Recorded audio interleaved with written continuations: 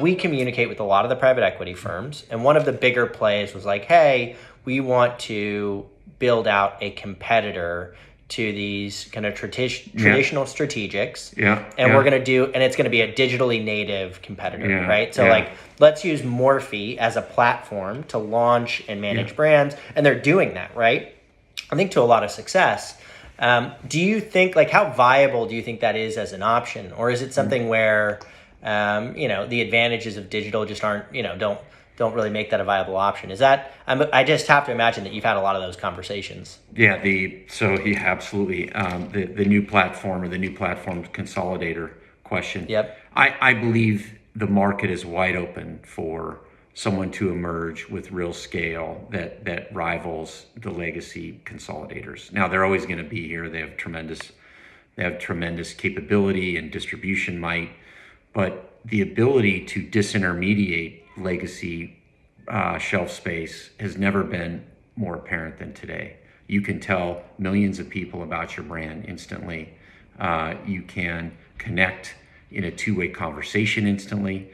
And there's just some amazing companies that are doing this. They've taken the COVID era and said, you know what, we're not just gonna sort of take this lying down. We're gonna take our best people and we're gonna invite one-on-one conversations.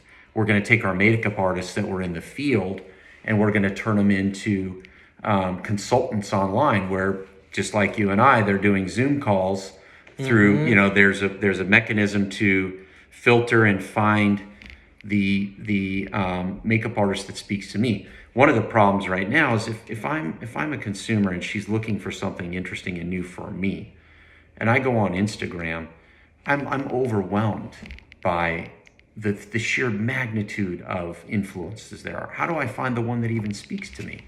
So we're seeing brands that are developing tools to filter and identify the influencer that connects with me, or at least through AI and analysis think will connect with me.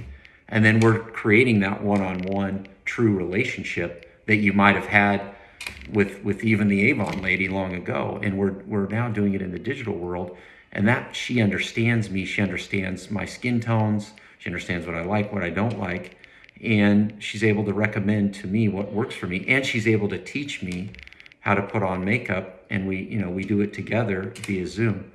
I think that truly, if there's something that will sort of ultimately break down the need to walk into a store, that's probably it. I'm not saying that that's going to sort of end into this to retail, but it's certainly, and in fact, I might suggest it continues to expand the market and invites a whole new class of consumers into learning more about beauty, learning the power of beauty. And they're going to shop online and they're going to shop in the store. They're going to do both because they value both. Yeah. So yes, companies. I do believe there is going to be a platform that emerges, whether it's Morphe or something that a SPAC starts to consolidate some emerging digital brands and figures out how to very efficiently, specifically market certain brands to certain consumers, but has a fully integrated back office of best practices and distribution capability. Perhaps they incorporate manufacturing so they can be extremely quick to market. There's literally no lag because they're not relying on a vendor. Well, that's like Seed Beauty or Mesa Group, right? Mm-hmm. Those are two big players that are trying to do that, where you can, when you have distribution or manufacturing in-house, you can turn around stuff really, really quickly. That's right. Based on consumer interest. Yeah, you listen to the consumer and 2 days later, you've got something rolling out the factory floor. That's impossible to replicate if you're using outsourced manufacturing. So I feel there's definitely an opportunity. The market is growing faster than the big brands are growing, and they simply can't acquire.